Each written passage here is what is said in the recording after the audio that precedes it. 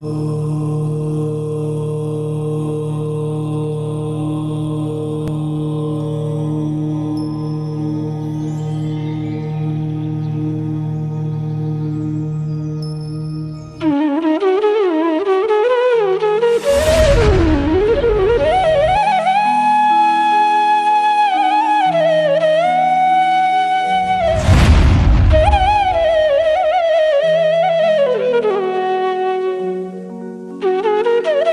सिद्धेभ्य ओम नमः सिद्धेभ्य सिद्धम शुद्धम पनमिया जिनिंदवर नेमि चंदम कलंकम गुणरयन भूषणोदयम जीवसपरुवनम ओच्छम। बोलो देवादिदेव 1008 श्री श्रेयांसनाथ भगवान की जय। देवादिदेव 1008 श्री नेमिनाथ भगवान की जय। देवादिदेव 1008 श्री बाहुबली भगवान की जय। सिद्धांत चक्रवर्ती आचार्य श्री नेमि चंद्राचार्य महामुनिराज की जय। संत शिरोमणि आचार्य गुरुवर विद्यासागर जी महामुनिराज की जय। विद्याकुल शिरोमणि आचार्य श्री समय सागर जी महामुनिराज की जय। श्रमण शिरोमणि निर्यापक महाश्रमण मुनि पुंगव श्री सुधा सागर जी महामुनिराज की जय। समस्त मुनि संघ की जय। देखिए, सभी से मेरा निवेदन है, आप पहले अपना अपना प्रश्न पत्र हल कीजिए। सभी आप ऐसा पूछेंगे तो मेहनत कैसे करेंगे, ग्रंथ कैसे देखेंगे, बताओ। ठीक है, सभी अपना अपना प्रश्न पत्र हल कीजिए। कल मैं पूर्णिमा दीदी का वो जो उत्तर पत्रिका उन्होंने लिखी, बहुत सुंदर लिखी है। उसको मैं कल की बजाय परसों भेजता हूँ। कल तक आप फिर से उत्तर ढूंढिए, लिखिए। परसों मैं आपको, लेकिन क्या होता है, मैं जैसे ही बोलता हूँ उत्तर पत्रिका भेजूंगा तो आप निश्चिंत हो जाते हैं, उत्तर पत्रिका आ रही है फिर वही करेंगे, ऐसा नहीं। आप खुद भी तो, अब एक आपको छूट दी है, पहले आप बिना देखे लिखो, फिर आप नहीं मिले तो देख के लिखो, बस उसके आगे लिख के रखो कि ये मैंने देख के लिखा हुआ है। आप ऐसा करके हल कीजिए। बाकी पूर्णिमा दीदी का पेपर मैंने देखा, उत्तर बहुत सुंदर उन्होंने लिखे हैं, जो चाहिए वही उत्तर है। उनकी जो उत्तर पत्रिका है मैं परसों भेजूंगा ग्रुप पर। ठीक है, तो वहां से आप सब मिला लीजिएगा और अपने अपने उत्तर चेक कर लीजिए, लेकिन तब तक आपको भी थोड़ा सा ढूंढना है। ठीक है, क्या होता है, हम यदि मान लो सिर्फ सीधा ऐसा ही करेंगे कि चलो उन्होंने लिखा है वही हम करेंगे, तो ऐसा नहीं। फिर वो आपने ढूंढा, ढूंढने के बाद मिला, तो परीक्षा के समय फिर आपको याद आता है, हाँ मैंने ढूंढा था, यहाँ पर ये लिखा हुआ था, ये यहाँ पर ये बराबर है। तो ऐसे वो ज्यादा याद रहता है, इसलिए मैं बोल रहा हूँ।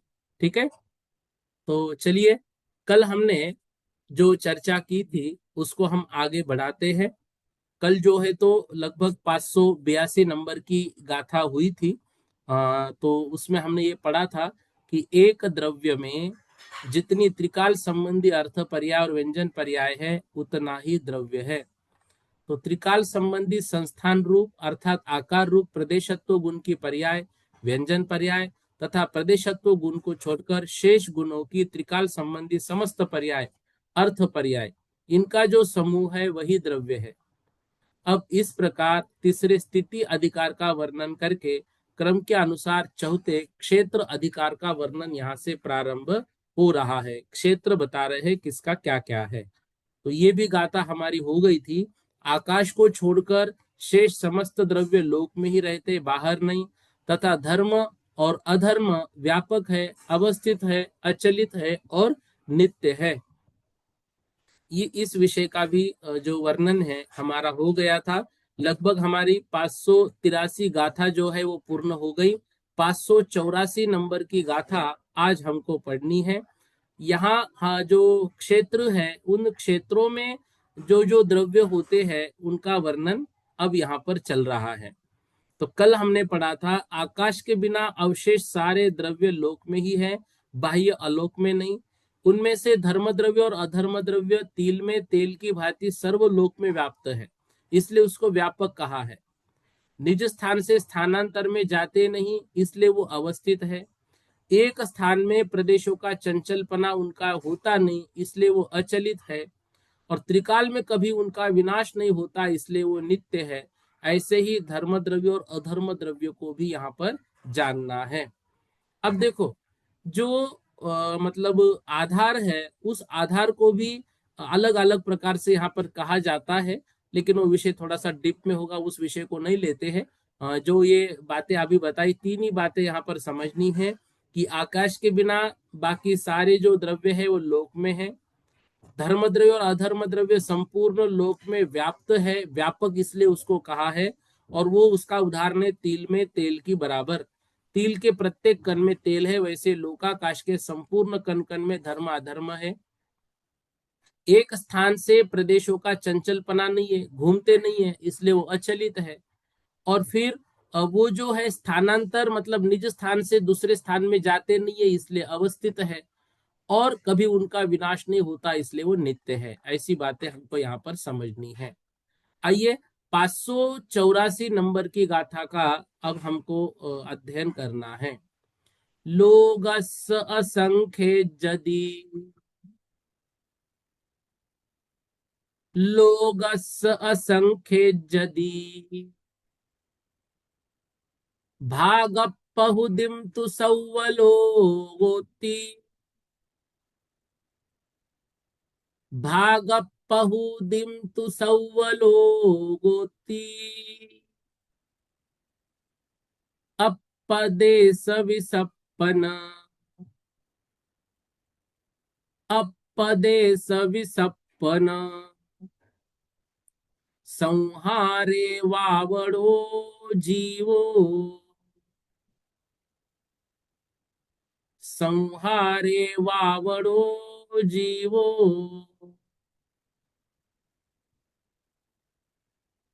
देखो यहाँ पर एक बार उच्चारण करते, लोगस असंख्य जदि भाग पहुदिम तु सौवलोगोति, अपपदेश विसपन, संहारे वावड़ो जीवो। लोगस मतलब लोकस्य, लोक का, असंख्य ज असंख्यात, आदि, भागम पहुदिम असंख्यात आदि भाग, पहुदिम प्रभृति, सौवलोगोति सर्वलोग है, अपदेश विसपन संहारे। अप, अप मतलब होता है आत्मा, पदेश मतलब प्रदेश, तो अप पदेश मतलब आत्मा के प्रदेश, विसपन मतलब विस्तार को, और संहारे मतलब संकुष्टा को, वावड़ो मतलब व्यावृत होता है जीव। अब यहाँ पर देखो, पहले तो सभी धर्म द्रव्य अधर्म द्रव्य आदि अजीव जो द्रव्य है उन द्रव्यों का क्षेत्र कहा संपूर्ण लोक। अब जीव द्रव्य का क्षेत्र बता रहे हैं। जीव का जो क्षेत्र है वह शरीर की अपेक्षा से तो सूक्ष्म निगोद लब्ध पर्याप्त तक की जघन्य अवधारणा से लेकर एक एक प्रदेश से बढ़ते हुए महामत्स्य की उत्कृष्ट अवधारणा तक क्षेत्र होता है। उसके ऊपर समुद्घात की अपेक्षा से वेदना समुद्घात वालों के क्षेत्र में एक एक प्रदेश बढ़ते हुए महामत्स्य की अवगाहना से तिगुने लंबे चौड़े क्षेत्र तक वो जानता है। इसके ऊपर एक एक प्रदेश और बढ़ाते गए तो मारणांतिक समुद्घात वाले के उत्कृष्ट क्षेत्र तक, स्वयंभू रमन समुद्र के बाह्य जो भाग है वहां स्थित महामत्स्य जब तक सातवें नरक में महारौरव नामक श्रेणीबद्ध बिल के प्रति मारणांतिक समुद्घात करता है, तब उसमें 500 योजन चौड़ा और 250 योजन ऊंचा, ऐसा इतना जो है वह उत्कृष्ट क्षेत्र उसका हो जाता है। अब जैसे केवली समुद्घात है तो केवली समुद्घात में कितना होगा, तो लोक पूरन संपूर्ण लोक में जो है तो क्षेत्र में वो व्याप्त हो जाता है। तो कैसे होता है, तो बताया सर्वभेद रूप क्षेत्रों से अपने अपने प्रदेशों का विस्तार और संकोच होने पर जीव द्रव्य जो है वह व्यापक हो जाता है। संकोच होने पर अल्प क्षेत्र में आत्मा के प्रदेश अवगाहन रूप रहते हैं, और विस्तार होने पर फैलकर वो बड़े क्षेत्र में हो जाते हैं। क्योंकि जीव की अवगाहना के भेद और उपपाद समुद्घात के भेद सभी वहां पर संभव है, इसलिए जीव का जो क्षेत्र है वो इसी तरह से हमको जानना चाहिए। यहाँ पर क्या कह रहे हैं, एक जीव अपने प्रदेशों के संहार और विसर्प की अपेक्षा लोकस्य असंख्य आदि, लोक के असंख्यातवें भाग से लेकर प्रभुतिसु मतलब संपूर्ण लोक में प्रभुत हो जाता है। संपूर्ण लोक में वो व्याप्त हो जाता है। किस कारण से, आत्म प्रदेश का संकोच और विस्तार स्वभाव के कारण वह जीव इतना व्याप्त हो जाता है। तो आत्मा में प्रदेश और संहार विसर्पत्व गुण है। इस निमित्त से उसके प्रदेश संकुचित तथा विस्तृत होते हैं।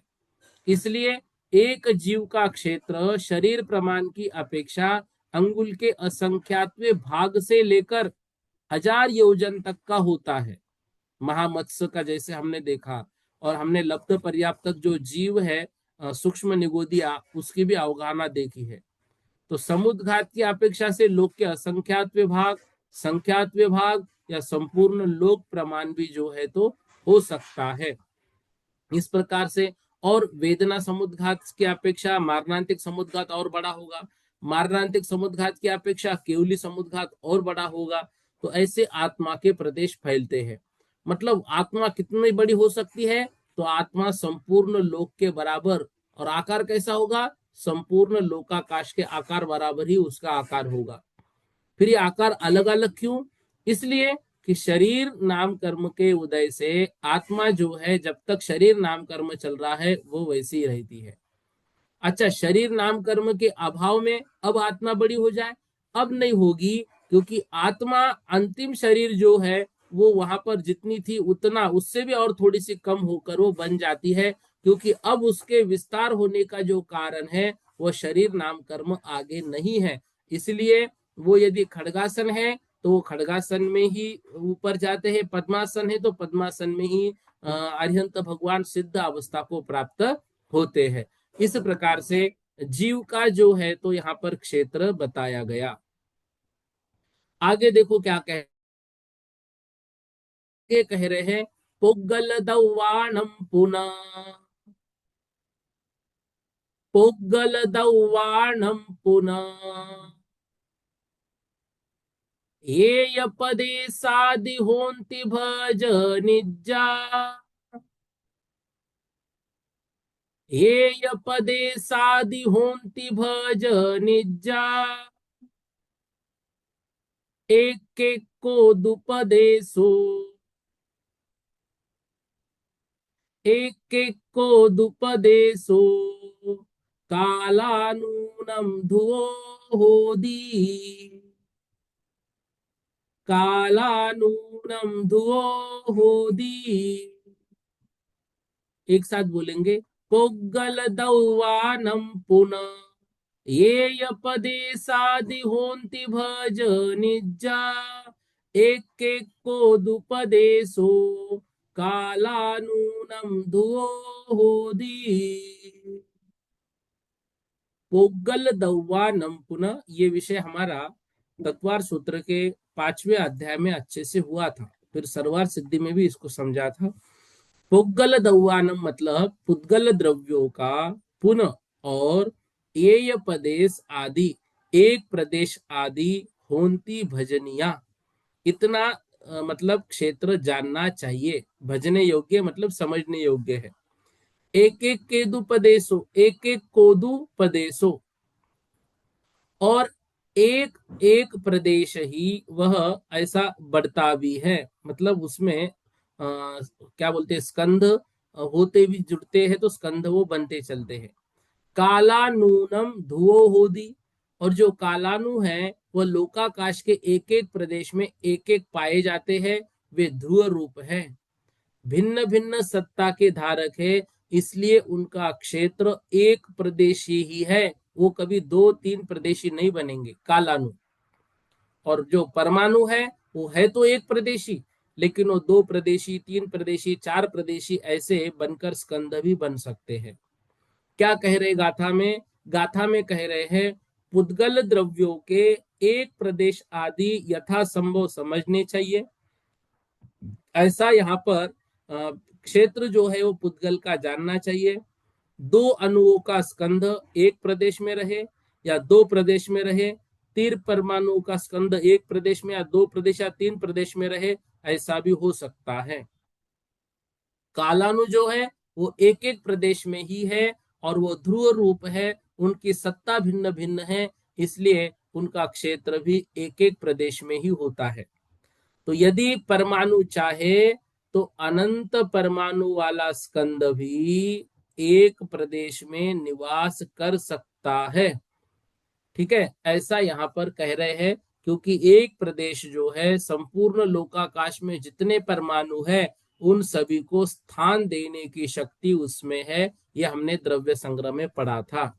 यहाँ पर क्या कह रहे हैं, पुद्गल द्रव्य का क्षेत्र एक प्रदेश से लेकर यथासंभव समझना चाहिए। जैसे परमाणु का एक प्रदेश प्रमाण क्षेत्र है, तथा द्वे अणु का वो एक प्रदेश भी हो सकता है। अगर दो अणु को दो प्रदेश लेने हैं तो दो प्रदेश भी हो सकते हैं। तीन अणु के तीन प्रदेश है तो तीन प्रदेश भी हो सकते हैं, या वो दो प्रदेश में भी रह सकते हैं या फिर वो एक प्रदेश में भी रह सकते हैं, जैसा जैसा उनको क्षेत्र चाहिए। लेकिन एक एक कालाणु का जो क्षेत्र है वो एक एक प्रदेश ही निश्चित है। काल द्रव्य अनुरूप ही है। कालाणु के पुद्गल द्रव्य की तरह स्कंद नहीं होते, कभी वो जुड़ता नहीं है। रत्नानाम राशि में वो लिखा है, रत्नों की राशि की तरह, वो रत्न कभी जुड़ेंगे नहीं। जितने लोकाकाश के प्रदेश उतने ही कालाणु हैं, इसलिए रत्न राशि की तरह एक एक कालाणु लोकाकाश के एक एक प्रदेश पर ही सदा स्थित रहते हैं, तथा जो कालाणु जिस प्रदेश पर स्थित है वह उसी प्रदेश पर सदा स्थित रहता है। किंतु पुद्गल द्रव्य स्कंद अवस्था को भी प्राप्त होता है, अतः उसके अनेक प्रकार के क्षेत्र है। हो सकता है वो एक प्रदेश में रहे, दो प्रदेश में रहे, तीन प्रदेश में रहे, या फिर महास्कंद की अपेक्षा संपूर्ण लोक में भी रहे, उसमें कोई दिक्कत नहीं है। तो वो सबका अपना अपना क्षेत्र परमाणु का होता है और स्कंदों का होता है। कालाणु का जो है वो सबका अपना अपना एक एक प्रदेश उतना ही क्षेत्र है, ऐसा यहाँ पर पुद्गल के विषय में कह रहे हैं। अब पुद्गल के परमाणु कितने होते हैं, ये तत्वार सूत्र में हमने पढ़ा था, पुद्गल संख्या संख्याश्च पुद्गला नाम। ठीक है ना। तो अब कौन कौन से हैं, तो वो अगले 586 नंबर की गाथा में बता रहे हैं। संखेजा संखेजा संखेजा संखेजा नंतावा होन्ति पुग्गल पदेसा नंतावा होन्ति पुग्गल पदेसा लोगागा से वठदी लोगागा से वठदी एक पदेसो अनुसहवे एक पदेसो अनुसहवे संखेजा संखेजा नंतावा होन्ति पुग्गल पदेसा लोगागा से वठदी एक पदेसो अनुसहवे। संख्यजा मतलब संख्यात, असंख्यजा मतलब असंख्यात, अनंता मतलब अनंत, होती होते हैं पुद्गल पदेसा पुद्गल द्रव्य के प्रदेश। लोगा गासेव, लोगा गास मतलब लोकाकाश, तो लोकाकाश में ही एव मतलब में ही ठिदी रहते हैं। एक पदेशो अनुसहवे, तो उन सबकी जो ठिदी मतलब स्थिति है वो लोकाकाश में ही है। किंतु एक पदेशो अनुसहवे, जो एक अणु है वो एक अणु अनुसहवे एक पदेशो, जो अणु है उस अणु की स्थिति एक प्रदेश में ही है। तो जिस तरह जल से अच्छी तरह भरे हुए पात्र में लवण आदि कई पदार्थ आ सकते हैं, उसी तरह असंख्यात प्रदेशी लोक में अनंत प्रदेशी स्कंद आदि भी समा सकते हैं। ये उदाहरण बहुत अच्छा दिया। मतलब ये प्रश्न होता है कि लोग तो असंख्यात प्रदेशी है, फिर अनंत प्रदेशी उसमें कैसे बैठ रहे हैं। तो जैसे ग्लास तो पूर्ण भरा हुआ है, उसमें थोड़ा सा नमक डाल दिया, घुल मिल गया पानी में, थोड़ी शक्कर डाल दी पानी में घुल मिल गई, थोड़ा सा रंग डाल दिया पानी में घुल मिल गया, थोड़ा सा नींबू डाल दिया पानी में घुल मिल गया। तो ऐसे ही अनंत प्रदेशी असंख्यात प्रदेशी में वो रह सकता है। ठीक है। तो ये सारी बातें जो है वो एक क्षेत्र वगैरह रूप में भी स्थित हो सकता है, एक प्रदेश में भी सारे परमाणु, ये ऐसा हमको यहाँ पर समझना चाहिए। तो दो अणुओं का स्कंद से लेकर पुद्गल जो है वह संख्यात असंख्यात और अनंत परमाणु रूप है, फिर भी वो लोकाकाश में रहते। लोकाकाश से वो ठिदी एव शब्द लगाया कि लोकाकाश में ही। क्यों? क्योंकि ऐसा ना समझना कि अनंत प्रदेशी तो लोकाकाश के बाहर जाएंगे, इसलिए वैसा कह रहे हैं। और फिर जो है बता रहे हैं कि जो अणु है वो एक प्रदेश में ही रहता है, तो अविभाज्य परमाणु का क्षेत्र एक प्रदेश ही होता है, ऐसा समझना चाहिए। ठीक है। हाँ। अब देखो, ये भी विषय हमारा मतलब आसान है, सब जानते हैं, इसलिए इसमें कोई दिक्कत नहीं है। अगली गाथा देखो, 587। लोगागा स्वपदेशा, लोगागा स्वपदेशा, छद्दव्वेहिं फुडा सदा होन्ति, छद्दव्वेहिं फुडा सदा होन्ति, सौवमलोगागासम्, सौवमलोगागासम्, अन्नेहिं विवज्यं होदी, अन्नेहिं विवज्यं होदी, लोगागासुपदेशा, छद्दव्वेहिं फुडा सदा होन्ति, सौवमलोगागासम्, अन्नेहिं विवज्यं होदी। लोगागासुपदेशा, लोकाकाश के प्रदेश, छह दव्वेहिम, छह द्रव्य मतलब संपूर्ण छह द्रव्यों में, सदा होंती फुड़ा, फुड़ा मतलब प्रगट, सदा होंती हमेशा होते हैं। तो लोकाकाश के प्रदेश सर्व छह द्रव्यों में सदा काल हमेशा प्रगट होते हैं। प्रगट होना मतलब फुड़ा मतलब व्याप्त होते हैं। और सौवम लोगागासम, सौवम अलोगागासम, तो अलोकाकाश में सभी अन्य द्रव्यों से अन्य हिम विवज्यम होदी। तो अलोकाकाश मतलब अलोकाकाश अन्य सभी द्रव्यों से मतलब आकाश को छोड़कर अन्य सभी द्रव्यों से विवज्यम होदी, रहित होता है। तो लोकाकाश के प्रदेश में सर्व छह द्रव्य सदा काल ही व्याप्त है, और अलोकाकाश में सभी अन्य जो द्रव्य है वो उससे रहित है। इस प्रकार से ये जो क्षेत्र है वो क्षेत्र अधिकार का वर्णन यहाँ पर पूर्ण होता है। तो लोकाकाश में समस्त प्रदेशों में छह द्रव्य व्याप्त है, और अलोकाकाश में आकाश को छोड़कर शेष द्रव्यों को सर्वथा रहित होते हैं, ऐसा जानते हैं। ऐसे क्षेत्र अधिकार का वर्णन यहाँ पर किया। अब आगे जो है तो संख्या अधिकार का वर्णन कर रहे हैं कि किसकी कितनी संख्या है। अब वो संख्या बता रहे हैं। देखो 588 नंबर की गाथा। जीवा अनंत संख्या, जीवा अनंत संख्या, नंत गुना पुग्गलाहुत तोदू, नंत गुना पुग्गलाहुत तोदू, धम्मत्तियम एक एकम, धम्मत्तियम एक एकम, लोक पदे सप्पमा कालो, लोक पदे सप्पमा कालो, जीवा अनंत संख्या, अनंत गुना पुग्गला हु तत्तो। जीवा अनंत, जीव कितने हैं? अनंत। संख्या मतलब संख्या। तो जो जीव की संख्या है वो कितनी है? तो जीव अनंत है, जीव द्रव्य अनंत है।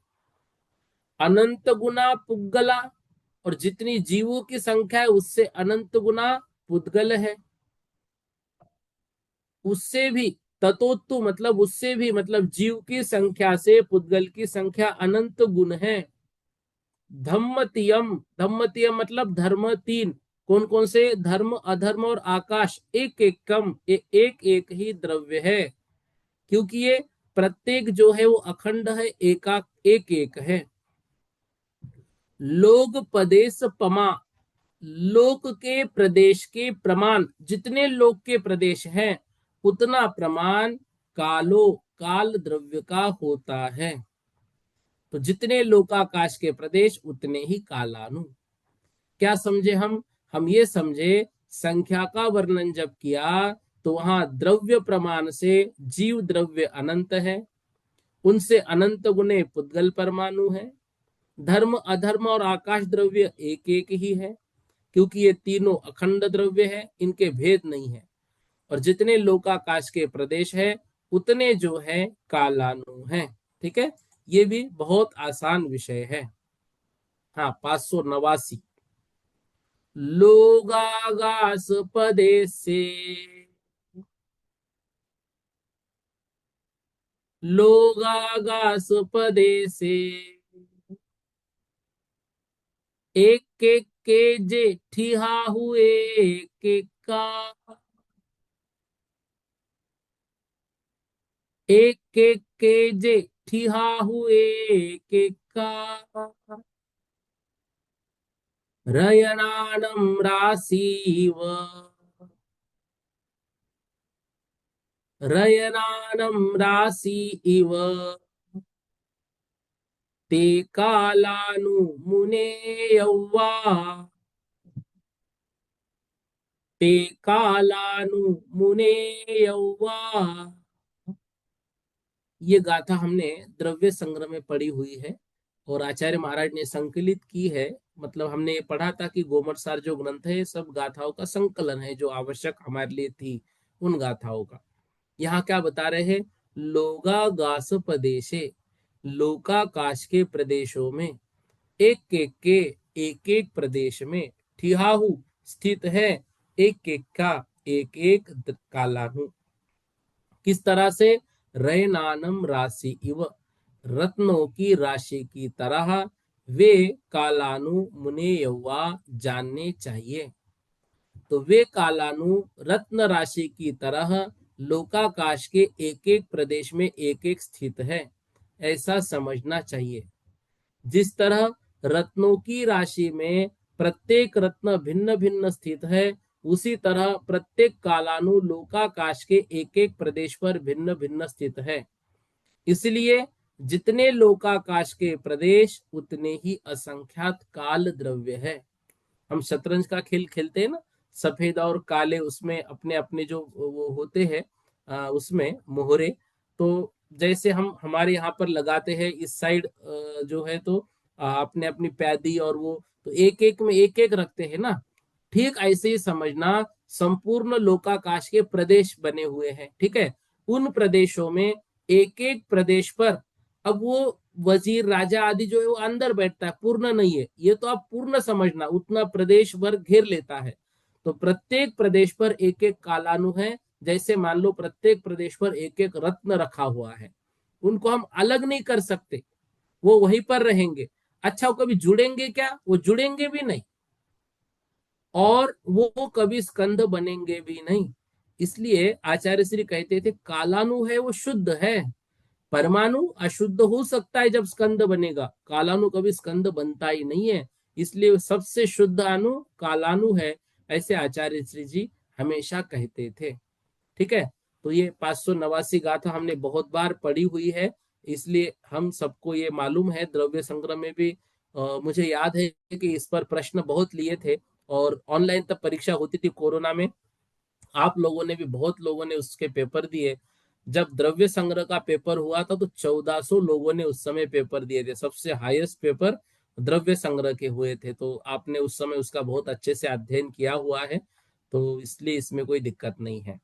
590 नंबर की गाथा देखिए।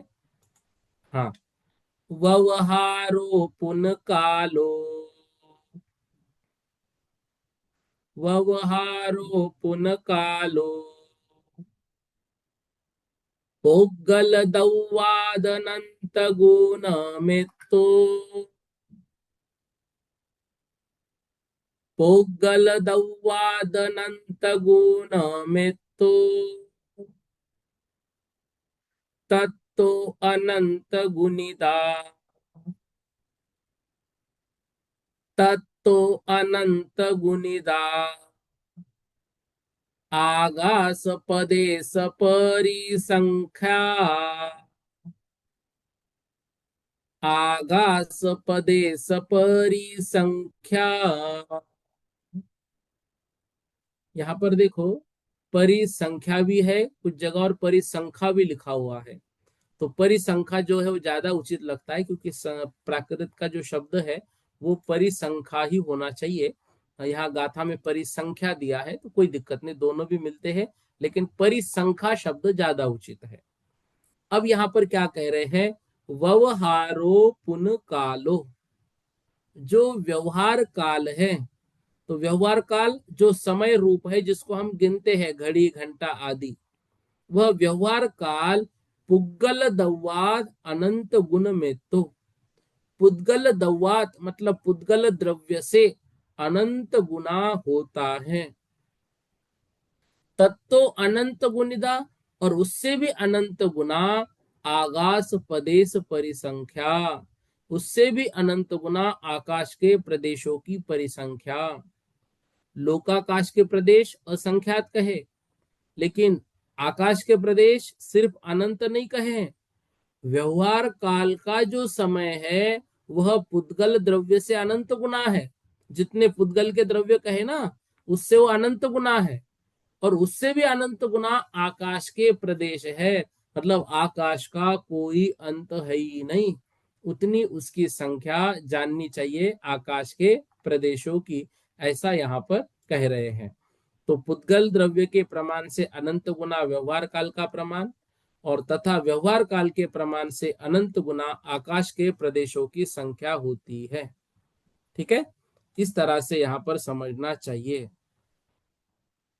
तो व्यवहार काल वह पुद्गल द्रव्य से अनंत गुना हुआ, और उनसे अनंत गुना आकाश के प्रदेशों की संख्या हो गई।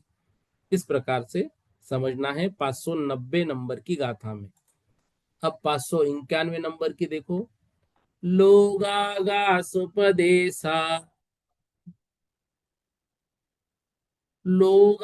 लोगागासुपदेशा, धम्मा धम्मे गजीवग पदेशा, धम्मा धम्मे गजीवग पदेशा, सरिसाहु पदेशो पुन, सरिसाहु पदेशो पुन, परमाणु अवठिदम खेतम, परमाणु अवठिदम खेतम, लोगागासुपदेशा, धम्मा धम्मे गजीवग पदेशा, सरिसाहु पदेशो पुन, परमाणु अवठिदम खेतम। क्या कह रहे देखो, लोगागास प्रदेशा, लोगागास मतलब लोकाकाश के प्रदेश, लोकाकाश के प्रदेश, धम्म अधम्म धर्म द्रव्य और अधर्म द्रव्य के प्रदेश, और जीव जीवग पदेशा, एग निकलेगा शब्द, धम्मा धम्मे एग जीवग पदेश, धर्म द्रव्य के प्रदेश, अधर्म द्रव्य के प्रदेश और एक जीव के प्रदेश, सरिसाहु पदेशो पुनः, इन सभी की संख्या सरिसाहु मतलब सदृश है, मतलब समान है। क्यों? परमाणु अवठिदम, जो परमाणु है वो अवस्थित है, मतलब जितना क्षेत्र रोकता है उतना जो प्रदेश है उसमें। अब यहाँ पर कितनी बातें बताई? पहली बात बताई लोकाकाश के प्रदेश, धर्म द्रव्य के प्रदेश, अधर्म द्रव्य के प्रदेश और एक जीव द्रव्य के प्रदेश, सभी की संख्या समान है। क्यों? क्योंकि सर्व जगत श्रेणी के घन प्रमाण है। अब प्रदेश किसको कहा? तो पदेशो पुनः परमाणु अवठिदम खेतम। जितना प्रदेश पुद्गल परमाणु का क्षेत्र रोकता है उतना प्रदेश का प्रमाण है। इसलिए जघन्य क्षेत्र और जघन्य द्रव्य जो है वो अविभागी होता है। अब छह द्रव्यों का जो प्रमाण है वह प्रमाण तो आगे आएगा। यहाँ पे सिर्फ इतना बता रहे हैं, लोकाकाश के जितने प्रदेश उतने प्रदेश धर्म द्रव्य के, उतने प्रदेश अधर्म द्रव्य के, और एक जीव द्रव्य के प्रदेश वो भी उतने। क्यों? क्योंकि जब वो फैलता है, मतलब केवली समुद्घात में लोक पूरण जब हो जाता है तब वो संपूर्ण लोक में व्याप्त हो जाता है। तो लोकाकाश के प्रदेशों से जो जीव द्रव्य के प्रदेश है वह उतने ही हैं। इसलिए इन सभी तीनों द्रव्यों को जो है वो राशि जो है एक ही समान मानी गई है। इस प्रकार से यहाँ पर संख्या अधिकार का वर्णन हो जाता है। इसमें क्या लिखा है देखो, धर्म अधर्म एक जीव द्रव्य तथा लोकाकाश इनमें से प्रत्येक की प्रदेश संख्या परस्पर में समान है, जगत श्रेणी के घन प्रमाण। और जितने क्षेत्र को एक पुद्गल परमाणु रोकता है उतने क्षेत्र को यहाँ पर प्रदेश कहते हैं, ऐसा कह रहे हैं। तो संख्या अधिकार में छह द्रव्य की संख्या द्रव्य प्रमाण बताकर अब स्थान रूप रूपाधिकार का वर्णन यहाँ पर कर रहे हैं, स्थान का। ठीक है, अब उनका स्थान, क्षेत्र बात अलग हुई और स्थान बात अलग हो गई, दोनों में एक नहीं करना है। अब देखो स्थान क्या है, सौवम रूवी दौवम, सौवमरूविदौवम् अवठिदम् अचलियापदे सावी, अवठिदम् अचलियापदे सावी, रूवी जीवा चलिया, रूवी जीवा चलिया, तिवियप्पा होन्ति हूपदेसा, तिवियप्पा होन्ति हूपदेसा। हाँ, इस गाथा का अर्थ देखते हैं। पहले इससे पूर्व के कुछ प्रश्न। शशि दीदी जी क्या पूछ रहे हैं आप, जल्दी से बोलिएगा। जय जिनेन्द्र भैया जी। यहाँ जगत श्रेणी के घन प्रमाण में कोई असंख्यात प्रदेश ही लेना है। देखो, जगत श्रेणी से घन प्रमाण मतलब उसका घन, क्योंकि जो लोकाकाश है सामने जो दिख रहा है उतना नहीं है ना, वो पीछे भी तो हाँ है। तो हाँ इसलिए हाँ हाँ। उसके घन प्रमाण मतलब एक जगत श्रेणी का वर्ग हुआ और घन हुआ, तो संपूर्ण लोक जो उसका घन निकलता है ना उतना प्रमाण लेना है उसका। नहीं, अभी तक तो सामान्य से यही पढ़ते थे ना कि होंती असंख्या जीव है धम्मा धम्मी। तो असंख्यात लेते थे ना, एक जीव द्रव्य में, धर्म द्रव्य में, हाँ, तो अधर्म द्रव्य असंख्यात प्रदेशी है वो, असंख्यात है, लेकिन जगत श्रेणी का घन है। हमने कहा था ना, एक प्रदेश लंबा और उसकी जो मोटाई है वो मोटाई कितनी, तो वो 7 राजू पीछे, वो में। उसको हाँ, क्या बोलते हैं, उसको हमने क्या बोला था, याद है? सूचन। नहीं, जगत श्रेणी, उतनी जगत श्रेणी होती है, ठीक है ठीक है। एक जगत श्रेणी। और उसका हाँ, जो घन है वो घन, मतलब उसकी पूरी मोटाई आ जाएगी। और यहाँ तो संपूर्ण लोकाकाश का घन ले रहे हैं, मतलब संपूर्ण लोकाकाश यहाँ पर लिया जाएगा, होगा वो भी असंख्यात ही। अच्छा। मतलब सामान्य से असंख्यात बोला और ये बिल्कुल डिटेल में बिल्कुल, आ गया। असंख्यात ही लेना है। अचला दीदी जी, टैब A9 लिखा हुआ है, बोलिए। अचला दीदी जी बोलो, अनम्यूट कीजिए, बोलिए दीदी, अनम्यूट हो गए आप, बोलो। अरे भैया हाँ भैया जी, जय जिनेन्द्र। हाँ बोलो। भैया जी, ये जो इसमें आपने अभी बताया कि पुद्गल के प्रमाण से अनंत गुणा व्यवहार काल है, तथा हम्म व्यवहार काल के प्रमाण से अनंत गुणी आकाश के प्रदेशों की संख्या है, जबकि हम्म आकाश के प्रदेश असंख्यात हैं, तो फिर ये अनंत गुणी कैसे हो जाएगी? अरे, लोकाकाश के प्रदेश असंख्यात है, वो संपूर्ण जी। आकाश की बात कर रहे हैं, तो वो असंख्यात कैसे होंगे?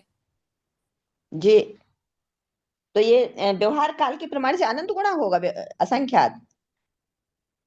अरे आप समझ नहीं रहे। लोकाकाश के प्रदेश असंख्यात है, वो लोकाकाश जी। की बात नहीं कर रहे, वो संपूर्ण आकाश की बात कर रहे हैं। लोकाकाश के बाहर आकाश है क्या? नहीं। ओ ठीक है भैया, सॉरी सॉरी, ठीक है, हम समझ नहीं सम पाए थे। बहुत समझे कि बहुत नहीं आप? धन्यवाद। हाँ, वो अलोकाकाश से ले रहे थे। हाँ हाँ जी हाँ। भैया जी, धन्यवाद। हम्म। देखो, अब यहाँ पर क्या कह रहे हैं। 592 नंबर की गाथा। सौवम रूवी दौवम। सौवम से यहाँ पे अ निकलेगा। सौवम अरूवी दौवम। सभी जो अरूपी द्रव्य है वह अवठिदम, वो अवस्थित है। अचलिया, वो चलायमान नहीं है। पदेसा भी, और उनके प्रदेश भी, वो भी चलायमान नहीं है। रूवी जीवा चलिया, जो रूपी जीव है वो चलायमान है। टीवी अप्पा होंती हूँ प्रदेशा, और उनके जो प्रदेश है वो तीन प्रकार के होते हैं। क्या कह रहे देखो। संपूर्ण अरूपी द्रव्य अवस्थित है, वे जहां स्थित है वहां ही सदा स्थित रहते हैं। जैसे सिद्ध भगवान अरूपी हो गए, वहां मतलब अष्टम भूमि पे जाके वहां पर है तो वहीं पर वो स्थित हो गया, वहां से गमन नहीं करते हैं। धर्म अधर्म द्रव्य अरूपी है, आकाश द्रव्य अरूपी है, अवस्थित है, वो हिलते डुलते नहीं है, और उनके प्रदेश भी कभी चलायमान नहीं होते हैं। किंतु जो रूपी जीव है, मतलब संसारी जीव है, वो चलायमान है। वो सदा एक स्थान पर नहीं रहते हैं, वो यहाँ वहां भ्रमण करते हैं।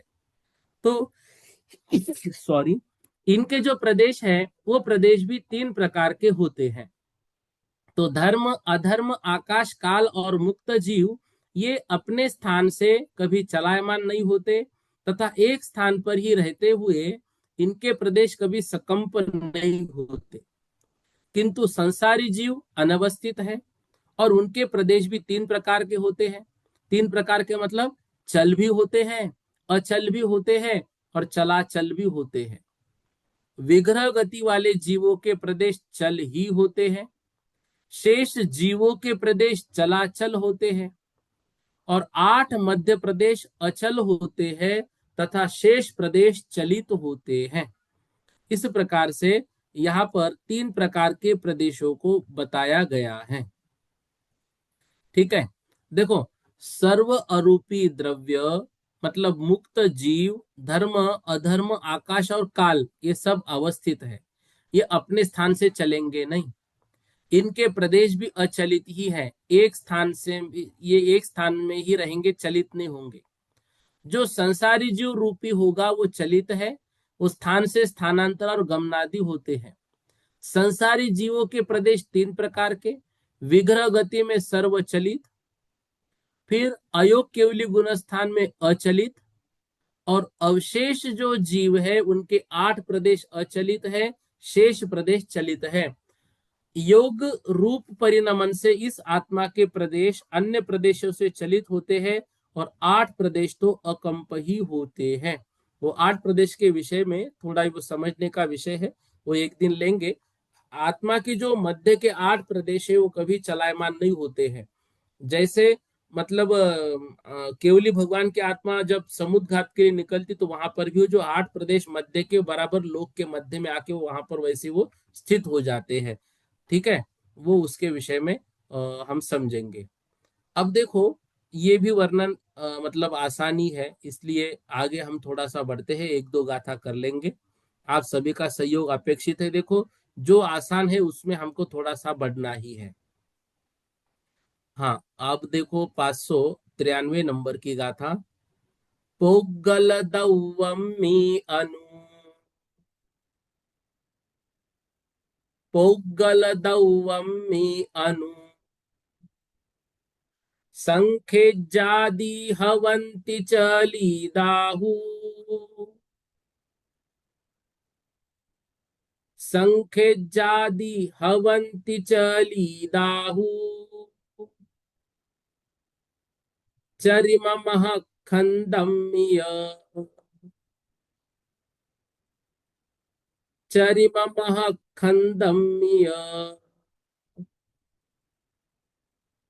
चला चला होन्ति उपदेशा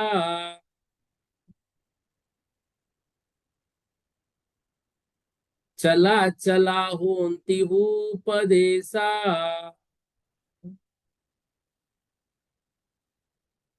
पुद्गल द्रव्यमी अणु, पुद्गल द्रव्य के अणु मतलब परमाणु, संखेज आदि मतलब संखेज आदि मतलब संख्यात असंख्यात आदि अणु के जितने स्कंद है, हवंती चलिदाहु वे सभी चल है, चलित है। चरिम, चरिम मतलब अंतिम, महखंडमी जो महाखंड है, चला चला होंती वह चलाचल है, क्योंकि उनके जो कुछ भाग है वो चल है और कुछ भाग अचल है। जो महास्कंद है वो महास्कंद संपूर्ण लोकाकाश में है, वो महास्कंद है लेकिन फिर भी सूक्ष्म है, इसलिए हमारी आंखों से हम नहीं देख सकते हैं। लेकिन वो महास्कंद वो परमाणुओं से बना हुआ है और सबसे बड़ा वो स्कंद है, क्योंकि अणुओं से मिलकर वो बहुत बड़ा स्कंद बना हुआ है, तो वो चलाचल है। तो पुद्गल के परमाणु संख्यात असंख्यात अनंत आदि जो है वो सब स्कंद वो चलायमान है, और जो अंतिम महास्कंद है वो चलाचल है। अब परमाणु से लेकर महास्कंद जो है उन उन पुद्गल द्रव्य के 23 भेदों का वर्णन यहाँ दो गाथाओं में कर रहे हैं, उतना वर्णन हम कर लेते हैं, फिर हम आगे कल की कक्षा में बढ़ेंगे। आसान विषय है ये दो गाथा, सिर्फ आप 5 मिनट का वक्त निकालिए प्लीज, ठीक है। अनुसंखा संखेजा, अनुसंखा संखेजा नंताये अगे, नंताये अगे जग्गे हिम अंतरिया, नंताये अजग्गे ही अंतरिया, आहार तेज भासमन, आहार तेज भासमन कमैया धुव खंदा,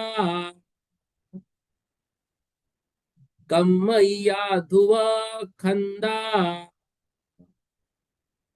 सांतर निरंतरेणय, सांतर निरंतरेणय सुन्नापत्तीय देह धुव सुन्ना, सुन्नापत्तीय देह धुव सुन्ना बादर निगोद सुन्ना, बादर निगोद सुन्ना सुहुम निगोदा नभो महखंदा, सुहुम निगोदा नभो महखंदा। क्या कह रहे देखो, यहाँ पर पुद्गल के 23 भेदों का वर्णन कर रहे हैं। ये जो भेद है, इन भेदों को भी हमने पिछली बार जब वो अपना जैन सिद्धांत प्रवेशिका पढ़ी थी ना, उसमें इन भेदों को पढ़ा था। अब क्या कह रहे हैं, पुद्गल द्रव्य के भेद रूप जो वर्गनाएं हैं वो 23 प्रकार की वर्गना हमने पढ़ी थी। अनु, संख्या, असंख्यज, अनंताय।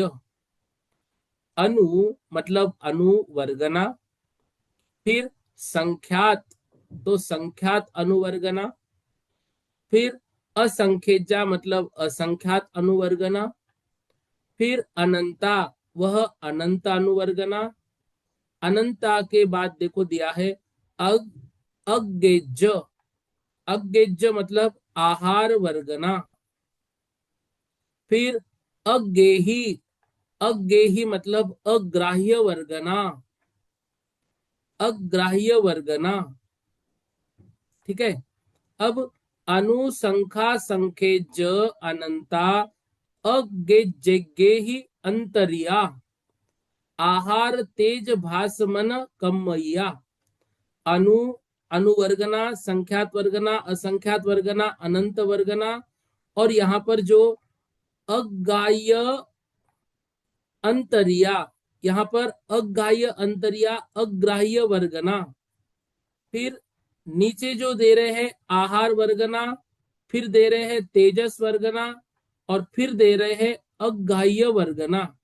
तो ये जो अंतरिया मतलब दिया है, तो ये अग्राह्य वर्गना इन सबके बीच बीच में भी आती है। पिछले साल 23 वर्गना में हमने पढ़ा था। तो इसको कैसे लेना है? अनुवर्गना, संख्यात अनुवर्गना, असंख्यात अनुवर्गना, अनंतानुवर्गना, आहार वर्गना, और फिर अग्राह्य वर्गना, फिर तेजस वर्गना, फिर अग्राह्य वर्गना, फिर भाषा वर्गना, फिर अग्राह्य वर्गना।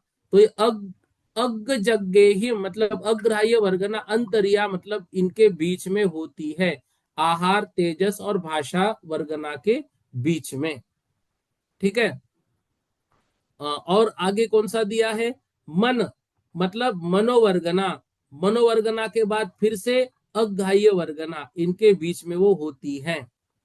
फिर दिया है कम्मया मतलब कारमान वर्गना, फिर दिया है ध्रुव खंदा मतलब ध्रुव वर्गना और ध्रुव वर्गना। ठीक है, ध्रुव स्कंध मतलब ध्रुव वर्गना।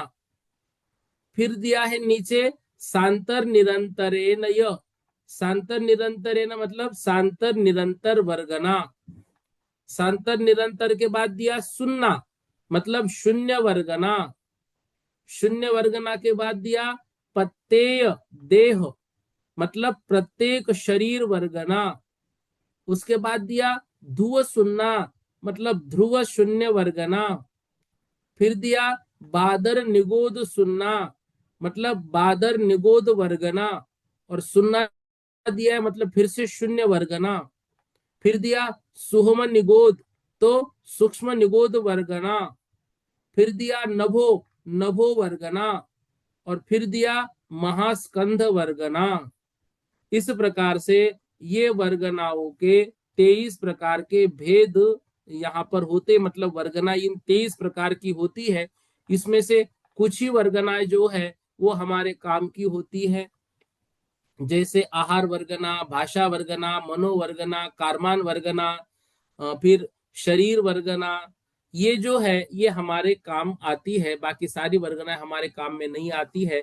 इन 23 प्रकार की वर्गनाओं को हमने पिछले वर्ष जैन सिद्धांत प्रवेशिका में भी पढ़ा था। अब इसमें प्रत्येक का ऐसा कुछ नहीं है, मतलब सिर्फ ये नाम है।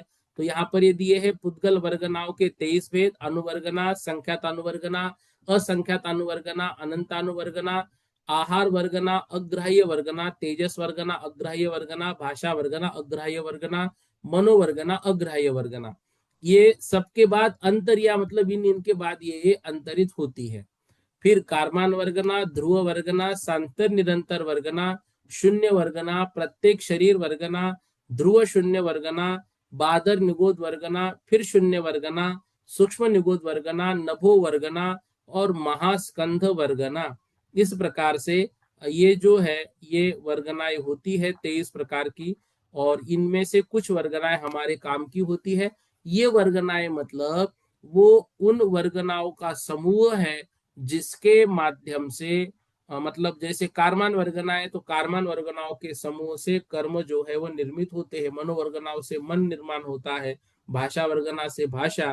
तो एक तरह से परमाणुओं का स्कंद है ये वर्गना, ऐसे यहाँ पर हमको समझना चाहिए।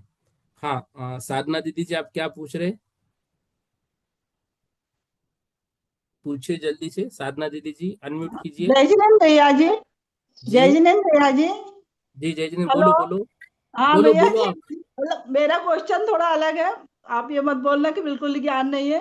मैं ये बोल रही हूँ जैसे प्रदेश का मतलब होता है कि एक परमाणु जितना, एक प्रदेश परमाणु जितना जगह घेरे, पुद्गल का एक परमाणु जितना जगह घेरता है उसको एक प्रदेश बोलते हैं जी भैया जी। जी तो बराबर आत्मा, है। आत्मा भी प्रदेश से बनी बनी हुई होती है, तो आत्मा क्या पुद्गल की बनी होती है? मतलब कुछ समझ में नहीं आ रहा मुझे कुछ। आत्मा प्रदेश से नहीं बनी है, आत्मा उतनी जगह घेरती है। अगर जैसे मतलब सूक्ष्म निगोदिया लब्ध पर्याप्त का जो जीव है उसका जी शरीर भैया। जितना है उतने स्थान को आत्मा घेरती है। जब वो आत्मा मतलब केवली समुद्घात होता है तो संपूर्ण लोक को घेरती है। तो वो घेरना मतलब उसका स्थान, जैसे कमरा है तो कमरे में एक दीपक जलाया तो दीपक के उजाले ने संपूर्ण कमरे को घेर लिया। तो जी जैसे भैया जी। आत्मा महामत्स्य के शरीर में गई तो महामत्स्य के शरीर का आकार जितना उसका स्थान उसने घेर लिया उतना, ये कह रहे जी हैं। भैया जी। ठीक है। जी भैया जी। धन्यवाद भैया जी।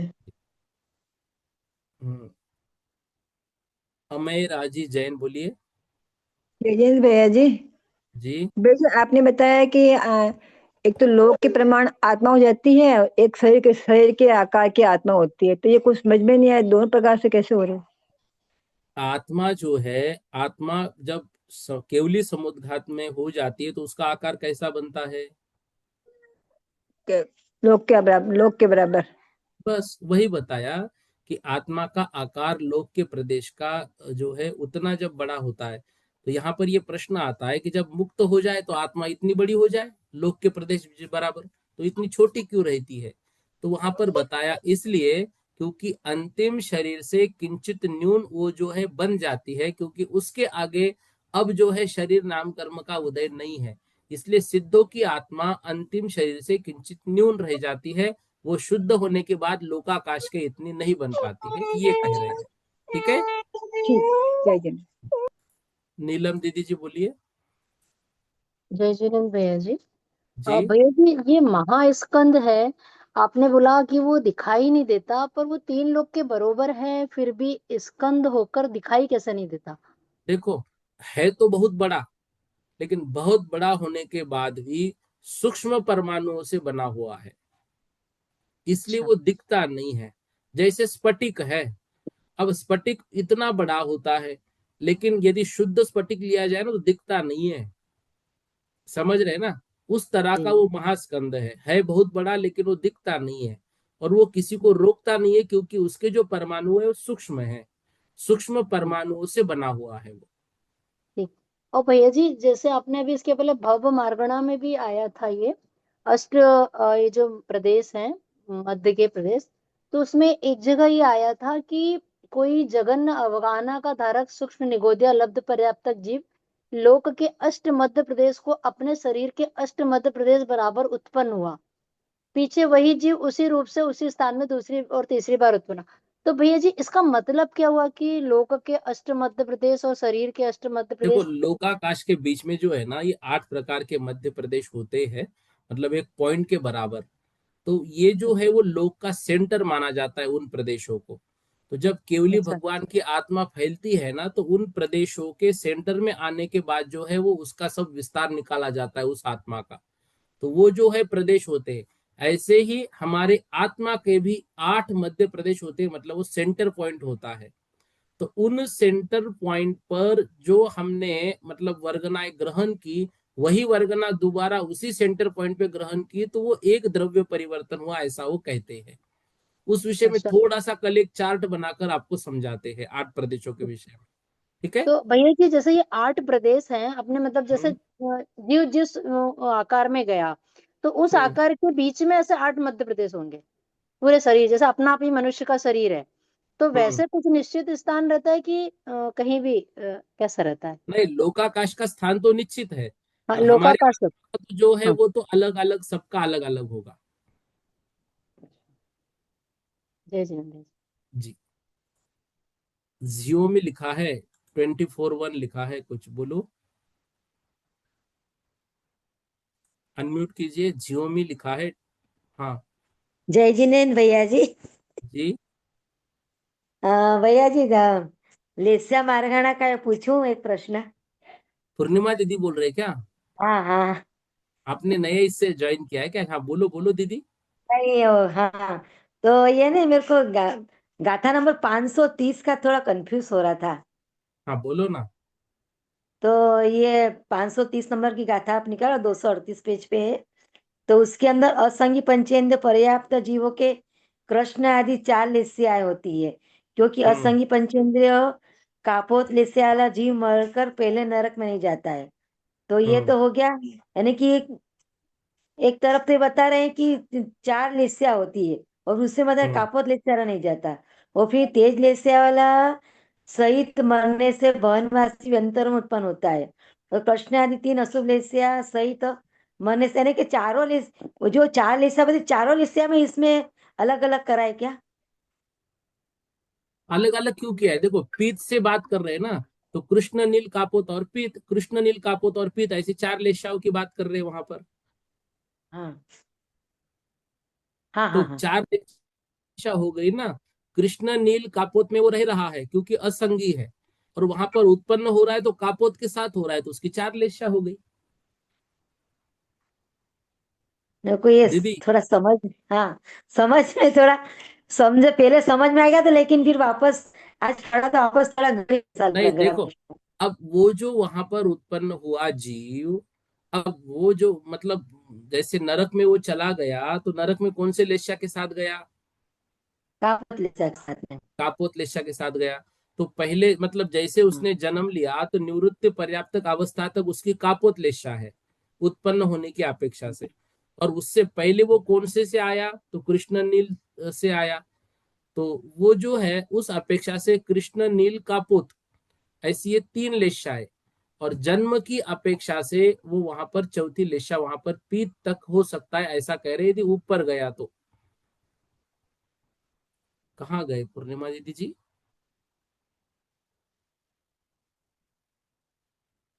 शायद वो एग्जिट हो गए। हाँ, प्रीति दीदी जी बोलो आप।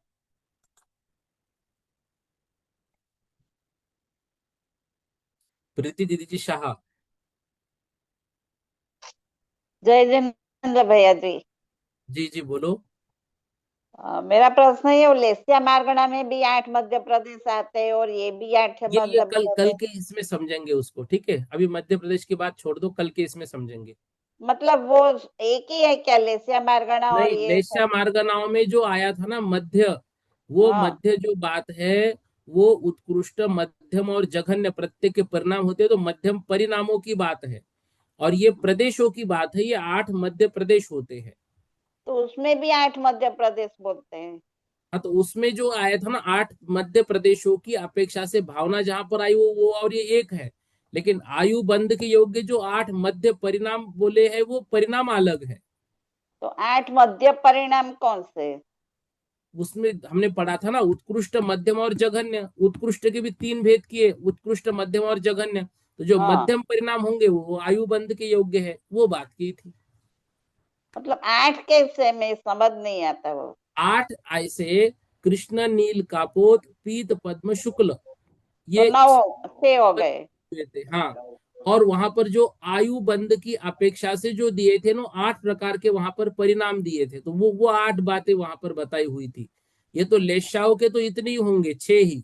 6 के भी प्रत्येक के उत्कृष्ट मध्यम जघन्य के 6 दिए 18 होंगे।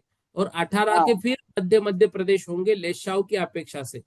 और 8 अपकर्ष की काल की अपेक्षा से वो 8 भेद किए थे कि 8 अपकर्ष काल में वो मध्य परिणाम होंगे तो आयु बंध होगा। अच्छा, 8 अप्पर साल की 8 आए थे 8 अपकर्ष काल की अपेक्षा से। अपेक्षा से, ठीक है भैया जी। वो मेरे को वही समझ, ये भी 8 ठीक मध्य है ना? प्रदेश, अब वो भी क्लियर 8 हो गया मध्य ना आपका? प्रदेश। हाँ, अब हो गया। श्रीकांता दीदी जी जैन बोलो, जल्दी से बोलो श्रीकांता दीदी जी। सैमसंग एस एम लिखा है, आप बोलो। 136B Samsung. जय जय भैया जी। जी। भैया जी, जैसा आपने बताया कि धर्म और अधर्म धर्म तीनों लोकों में व्याप्त है, तो जो सूक्ष्म जीव है वो भी तो तीनों लोकों में व्याप्त है। धर्म द्रव्य एक है, हाँ। सूक्ष्म जीव अनंत है। अच्छा, तो बस अनंत की अनंत अपेक्षा की से। बात कर रहे हैं ना, तो सुख धर्म अच्छा, हाँ द्रव्य तो जी, एक है। वो एक ही द्रव्य व्याप्त है। हाँ, ठीक है। ठीक है, ठीक है, ठीक है। जय जैन भैया जी। जी। भैया जी, महास्कंद के बारे में मतलब पूछना था, तो आपने समझा दिया वो, तो मैं ठीक समझ है। गए। बाकी हम तो ये समझ रहे थे महास्कंद को मतलब बहुत बड़ा पर्वत, मतलब उसको ना ना महास्कंद ना ना, समझ रहे महास्कंद मतलब संपूर्ण लोक में पुद्गल भरा हुआ है। थे। जी ठीक है, भैया उस जी, विषय में मतलब हम भी बहुत कंफ्यूज रहते थे, गुरु जी को बहुत पूछते थे महास्कंद के विषय में। वो ही हम समझ रहे थे कि मतलब बहुत बड़ा पर्वत हाँ, होगा, बस यानी वही बहुत समझना बहुत। है बड़ा, लेकिन है सूक्ष्म परमाणुओं से बना हुआ। ठीक है। ठीक है भैया जी। और बस जो बरगणाएं हम जो ग्रहण करते हैं वो मतलब जीवित हैं अजीवित हैं? वो तो अजीवित है। बस जीव का संयोग पाकर वो कार्मान वर्गना जब कर्म रूप परिणत हो जाती है, तब वो जीव पर असर देने योग्य होती है। फिर वो कर्म रूप आने के बाद जब जीव जहां पर जन्म लेता है, तो भाषा वर्गनाएं ग्रहण करके वो भाषा बनाता है। अब भाषा है तो पुद्गल, शब्द भी जी है तो पुद्गल, लेकिन वो जीव के माध्यम से ही उत्पन्न होंगे। ऐसे ही मनो आदि भी है, वो जीव के माध्यम से काम करेंगे, लेकिन है तो वो पुद्गल अजीव ही। जी। ठीक। ठीक है भैया जी, ठीक। इतना आज पढ़ लेते, बाकी कल की कक्षा में बोधि समाधि परिणाम विशुद्धि स्वात्मोपलब्धि शोषो की सिद्धि चिंता मनिम चिंतित वस्तु दानिम त्वामंदे मानस्य ममास्तु देवी।